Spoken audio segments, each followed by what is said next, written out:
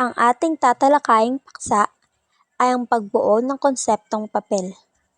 Ano nga ba ang konseptong papel? Ang konseptong papel ay tinatawag din prospektus, panimulang pag-aaral o panukalang pananaliksik.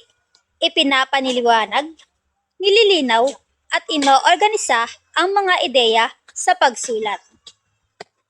Magandang umaga sa inyong lahat. Ako ay si Shaina Caniban at ang tatalakayin nating paksa sa umagang ito ay ang tungkol sa pagbuo ng konseptong papel. Mayroon tayong layunin sa paksang ito.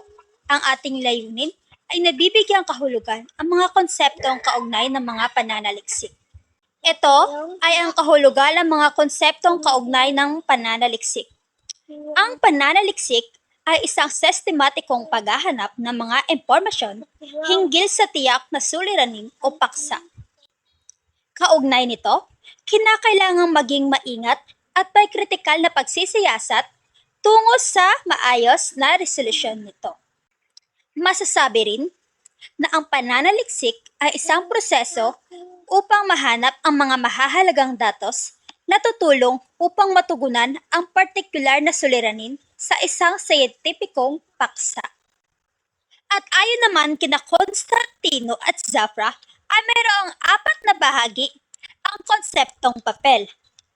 Ang rasyonal, layunin, metodolohiya, at ang inaasahang output o bunga. Una ay ang rasyonal. Tinatalakay sa bahaging ito ang mga kasaysayan o dahilan kung bakit napiling talakayin ang paksa. Mailalahad din sa bahaging ito ang kalagayan ng isang paksa. Halimbawa, ang pag-aaral na ito ay isinasagawa upang maunawaan ang epekto ng kawalan ng edukasyon sa mga kabataan sa mga malalayong lugar. Pangalawa ay ang layunin. Tinatalakay dito at naglalaman ng bahaging ito batay sa tungkulin. Mayroong 2 uri ng layunin. Una ay ang tiyak na layunin. Ipinapahayag ang espesipikong pakay sa pananaliksik sa pamamagitan ng mas tiyak na pahayag at tanong. Pangalawa ay ang pangkalahatang layunin.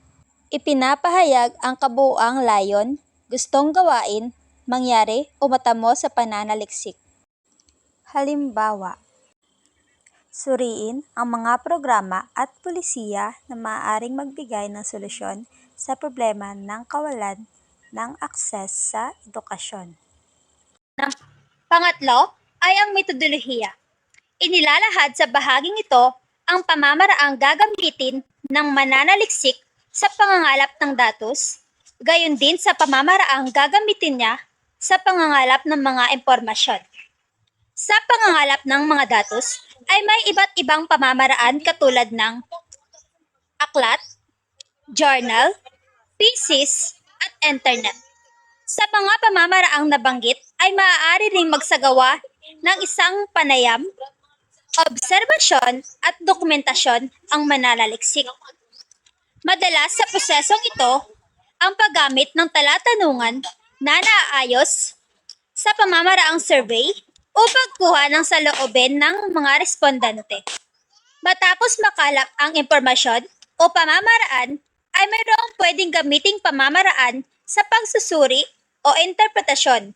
Maaaring gumamit ang mananaliksik ng komparatibo, empirikal at iba pa. Halimbawa, batay sa mga natuklasan, magbibigay kami ng mga rekomendasyon sa mga lokal na pamahalaan. Pang-apat ay ang inaasahang output o bunga. Sa bahaging ito ay tinatalakay ang kinalabasan ng pananaliksik mula sa idilahad na paksa.